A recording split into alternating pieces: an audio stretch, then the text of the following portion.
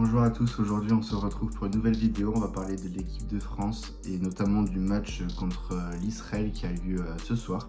Du coup c'est un Israël-France qui va pas se jouer en Israël vu qu'il y a la guerre contre Palestine et l'Israël. Du coup le match est délocalisé en Hongrie à Budapest et commencera à 20h45. La question qu'on va se poser dans cette vidéo, c'est est-ce que cette équipe de France qui va jouer ce soir contre l'Israël et dimanche, je crois, le prochain match contre la Belgique, lors de ce rassemblement d'octobre, on va se poser la question, c'est est-ce que c'est la pire équipe de France que Didier Deschamps a dirigée et comment va-t-elle faire pour quand même sortir la tête de l'eau et gagner potentiellement ces deux matchs. Et moi j'espère personnellement qu'elle va quand même gagner ces deux matchs là. Du coup, pour commencer, Didier Deschamps a eu cette équipe là qui est peut-être la pire équipe qu'il ait eue et l'équipe qu'il a eue au début de son mandat, au début qu'il a repris les rênes de l'équipe de France en 2012. Il avait en gros joueurs, il avait Benzema, Ribéry, mais après il avait des Gonalons, des Yanga Mbiwa, même si c'est quand même des grands joueurs, c'est pas les joueurs qu'on pense en premier quand on dit équipe de France ou les grands joueurs français, vous voyez. Donc voilà, là aujourd'hui il n'y a pas de gros noms ni de gros joueurs, même s'il y a de très bons joueurs, je dis pas le contraire, hein. Mais il n'y a pas de gros noms comme on aurait pu l'entendre, comme N'Golo Kanté qui est blessé du coup avec Al Ittihad et du coup il peut pas être sélectionné vu qu'il est blessé. Kylian Mbappé qui a préféré ne pas venir en équipe de France. J'avais déjà fait une vidéo sur lui pour vous expliquer ça. J'avais dit qu'il a été blessé physiquement, mais aussi qu'il avait été atteint mentalement. Mais du coup, il y a eu un petit avancement sur le sujet de Kylian Mbappé qui avait déjà demandé à Didier Deschamps de ne pas venir au rassemblement de septembre, mais il n'avait pas écouté vu qu'il n'était pas blessé à cette époque-là. Et du coup, Didier Deschamps a fait le choix de ne pas prendre sur le rassemblement d'octobre Kylian Mbappé. Il a préféré ne pas le prendre parce qu'il avait été blessé sur les 3 matchs, mais vu qu'il avait joué 110 minutes après, et Didier Deschamps a fait le mauvais choix, on peut dire. Même si pour Mbappé, ça peut peut-être être le bon choix parce qu'il joue quand même et que c'est quand même le capitaine de l'équipe de France. Du coup, il laisse quand même le capitanat libre.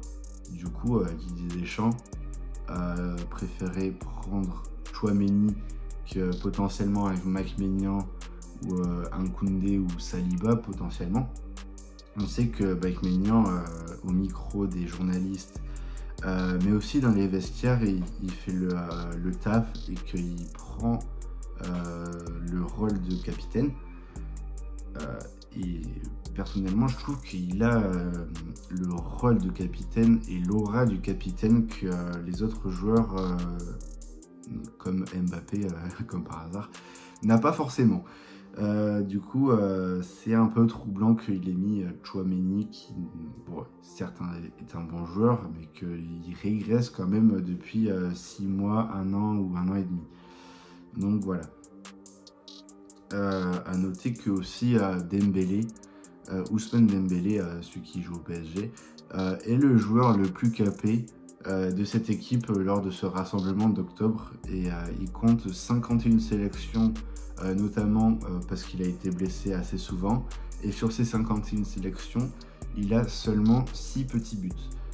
Est-ce que ça peut s'expliquer aussi par le fait qu'il soit blessé et du coup à chaque fois qu'il revient il est en rémission ou je sais pas comment on dit, mais il est sur le retour de ses blessures et du coup c'est peut-être pour ça aussi qu'il marque aussi peu. Donc voilà. Passons maintenant quand même au match contre l'Israël. Sur les 6 dernières rencontres qui se sont jouées entre la France et l'Israël, La France a gagné 3 fois et les deux équipes ont fait nul aussi 3 fois. Donc c'est-à-dire que l'Israël n'a jamais gagné. Donc ce soir, je vois quand même une victoire de l'équipe de France. Mais je vois pas une grosse victoire de l'équipe de France. Je vois une victoire de 1 voire 2 buts, mais pas 3 max. Enfin 3 buts max. Je sais pas si vous voyez ce que je veux dire, mais la France gagnera pas 5 ou 6-0. Ils gagneront, je pense, 3-0, peut-être 4-1 maximum. Mais après, moi je pense que ça va faire 2-0. Avec un but en première potentiellement et un but en fin de match, genre 85e, 87e. Voilà. Du coup, le match est localisé, donc ça favorise aussi l'équipe de France. Le fait que ce soit pas joué en Israël, il y aura peut-être moins de supporters israéliens. Les compos ne sont pas encore sortis vu que quand je tourne cette vidéo, il est 10h30. Du coup, les compos au poste de gardien, ça risque d'être Maïk-Maignan, c'est quasiment sûr à 95%. À part si Didier Deschamps, il préfère laisser reposer Maïk-Maignan pour le faire jouer dimanche contre la Belgique. Ensuite, en défense, du coup, à droite, il va mettre Jules Koundé. À gauche, il va mettre Théo Hernandez. Et en charnière centrale, il va mettre la paire Konaté-Saliba. Au milieu, il va mettre 2 joueurs en double pivot. Ça va être Kamavinga et Tchouaméni.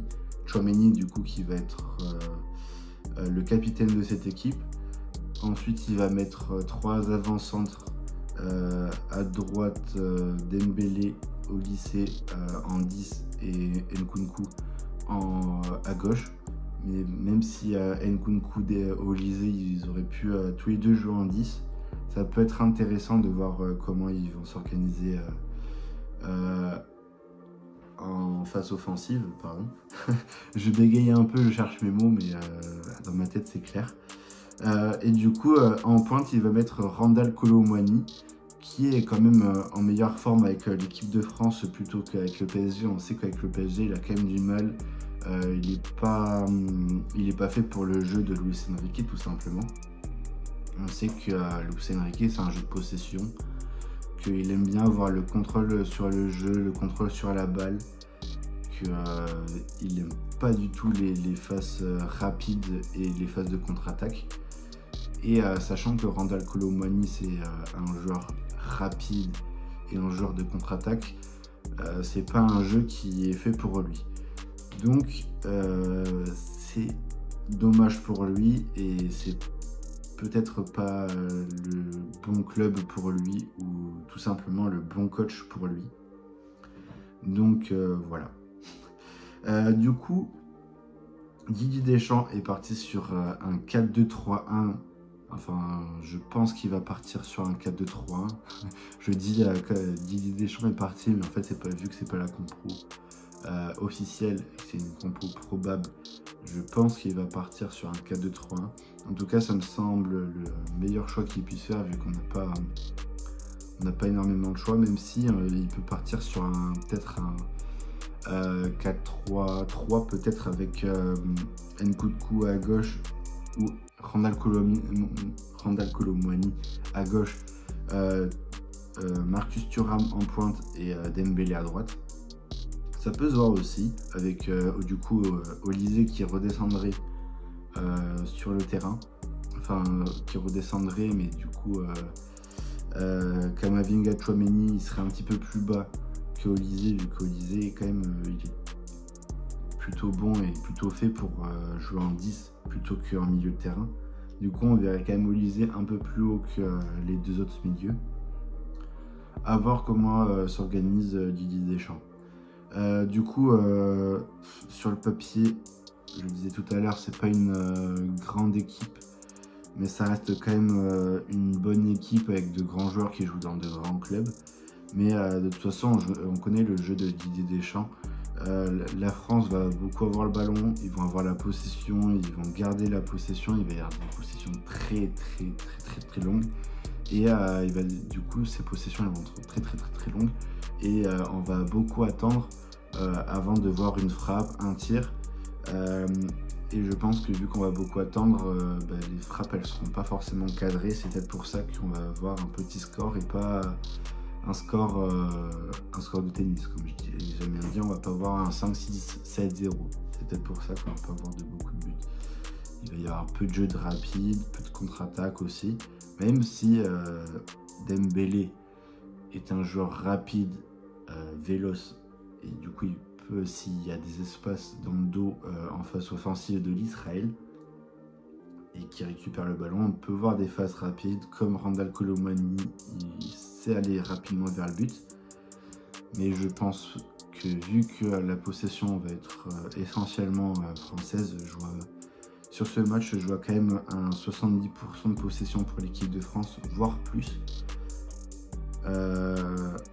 Voilà. Je pense que c'est quand même la fin de Didier Deschamps quand même à la direction, enfin en tant que sélectionneur de l'équipe de France. Je pense que ça c'est la fin, en tout cas ça sent la fin. Je pense que s'il n'y a pas de résultat, de bons résultats de Didier Deschamps sur la Ligue des Nations, mais je crois qu'il y a la qualification aussi de l'équipe de France qui va bientôt arriver. Je pense que s'il n'y a pas de résultats, de bons résultats et de changements de la part de Didier Deschamps, et il va pas, Noël Le Graët va pas renouveler son contrat parce que les Français en ont marre. Et je trouve que ça joue pas. Personnellement, je trouve ça aussi, ça joue pas. On l'a bien vu pendant l'Euro aussi. On a marqué 4 buts peut-être.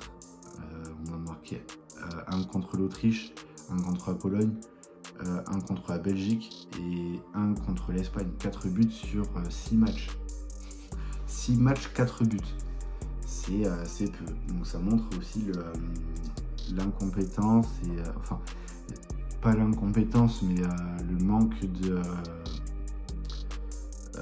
de jeu et le manque d'envie d'aller vers l'avant, de marquer des buts.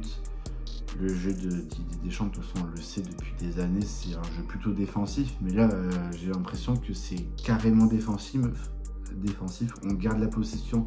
Dès qu'on n'a pas la possession, on met le bus derrière. C'est pas un jeu qui est beau à voir, mais c'est un jeu qui gagne. Donc c'est peut-être pour ça qu'il est encore à la tête de l'équipe de France. Mais en tout cas, c'est pas plaisant à regarder. C'est pas comme ça que le foot est beau et que personnellement j'aime bien le regarder. J'aime bien quand il y a beaucoup de buts, quand ça va bien vers l'avant, qu'il y a beaucoup de frappes, que c'est tiki-taka quoi finalement. Donc voilà, n'hésitez pas à vous abonner du coup, à liker, à commenter et à partager. Dites-moi dans les commentaires si je m'améliore en fonction en postant des vidéos aussi, si vous êtes d'accord avec moi. Si j'ai fait des erreurs dans ce que j'ai dit, et voilà, vos avis m'intéressent. Voilà, du coup salut, à la prochaine vidéo, sans doute je pense demain pour faire le débrief de l'équipe du match contre l'Israël de l'équipe de France. Voilà, et du coup à demain, salut.